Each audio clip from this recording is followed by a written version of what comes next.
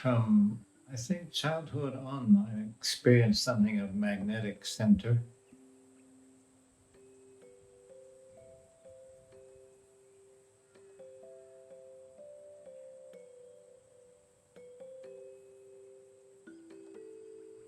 I remember sitting in a church where my father was preaching and feeling that for some reason Jesus no longer loved me. And the woman sitting next to me that told my mother sitting in back of me that I was such a good young person sitting so quietly in the church, but she didn't know that I was feeling tragic just then.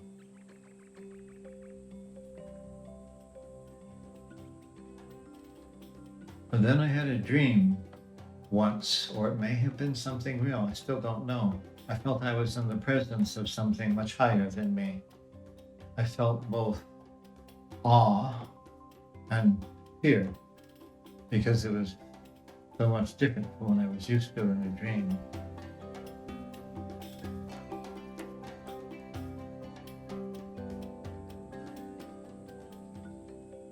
So I had some wonderful influences in my life that I think led me. My grandfather, my mother's father, was also a missionary, but his emotional intelligence was marvelous.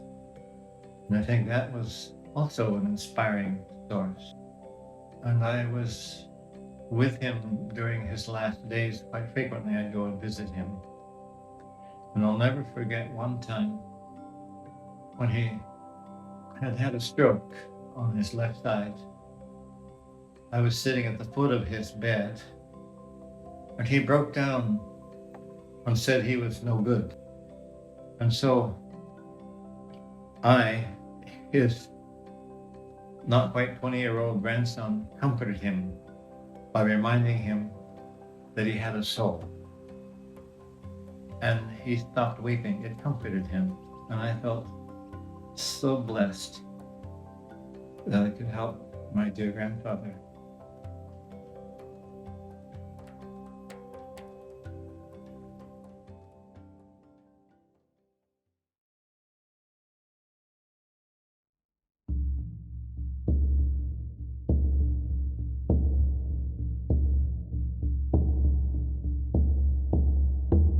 Yo soy una hija del Inti Sol, de la Pachamama y del Inti Sol. I started with first to look for myself. My first search was just I want to come back to myself.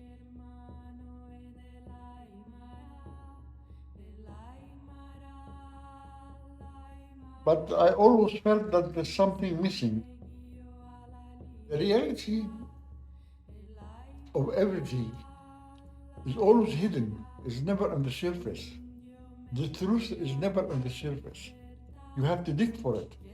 You have to look for it if you want to know it. If we say fourth way, we have body, emotions, and mind. These are the three ways. The fourth way combines all these energies together. And this kind of work is only for those who need it. The inner struggle is not an easy thing to do. But if you know the outcome of it, you know why you are doing it, if you know that the result is great, then you do it. You do it willingly, you do it with pleasure.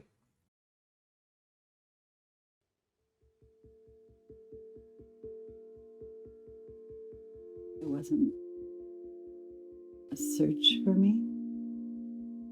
It was many shocks, some physically devastating.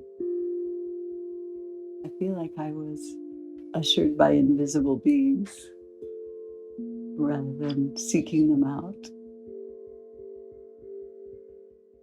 I was hit by a car going 45 miles an hour and flew about 40 feet in the air and landed in a snowbank, which was lucky because I would have died if I'd hit the concrete. When I awoke, I was in intensive care and I had broken leg, broken pelvis, broken ribs, head concussion. I didn't have any identity. I didn't have any memory who I was.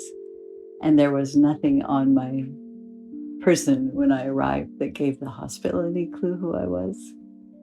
So I felt that that had been arranged by higher beings, and it was like a rebirth. And I had no fear whatsoever. I had a great deal of pain, but I had no fear at all.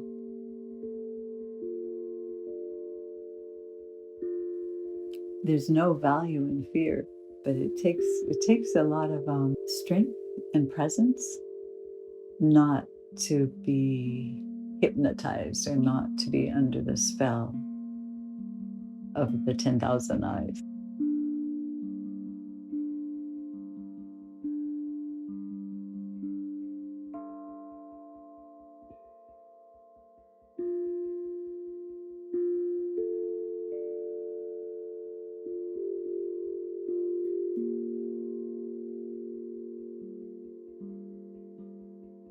And I feel having so many strong shocks, I began to trust that which delivered the shocks, trust very profoundly. When you come to that, your life becomes very beautiful.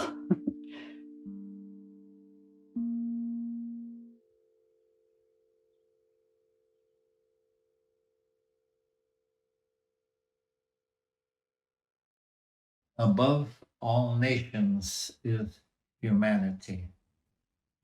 In other words, nations, nationalities, different religions, all of that is just too often used to divide people.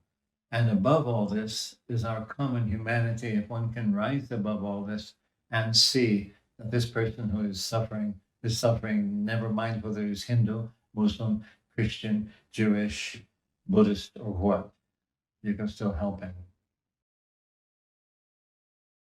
I was never identified with the religion.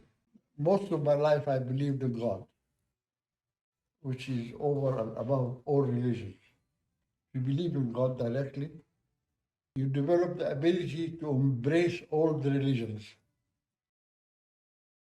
The nature of spirituality is actually definite and precise, but there are a lot of different words and concepts you can use. And I think it's all going to something wordless and beautiful.